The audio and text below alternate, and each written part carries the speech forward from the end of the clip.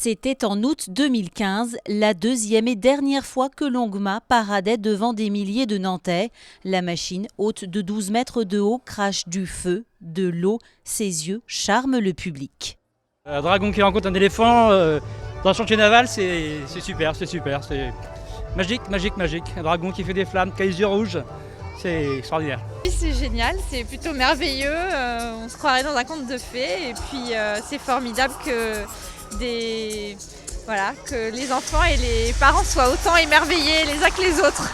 Et pour nous les Nantais, c'est génial et en plus ça exporte le savoir-faire des ingénieurs nantais partout dans le monde maintenant, donc c'est génial, c'est vraiment très impressionnant. La bête est sortie des nefs un an plus tôt après plusieurs mois de travaux. C'est une réalisation de la compagnie La Machine, une commande destinée à célébrer les 50 ans des relations franco-chinoises.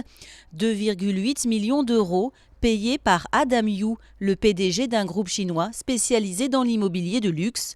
Longma parade donc pour la première fois à la sortie de son atelier à Nantes en 2014. Elle part ensuite à Pékin pour un spectacle, mais n'y restera pas, contrairement à ce qui était prévu. Après un mouvement de foule qui a tué 36 Chinois au Nouvel An, il devient plus compliqué de lui trouver un site d'implantation pérenne. Le cheval dragon revient donc à Nantes à la fin de l'été 2015. S'en suivront des spectacles à Calais en 2016, Ottawa en 2017. Après un court repos l'hiver sous les nefs pour une révision, retour en Chine. Mais le Covid arrive, pause forcée, encore à Nantes. Elle va repartir en avril pour Toulouse, un spectacle avec l'araignée et le Minotaure.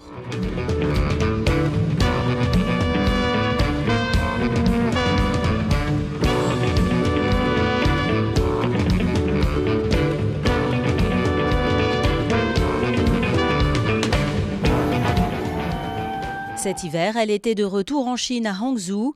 2024 marque les 10 ans de sa naissance, les 60 ans des relations franco-chinoises.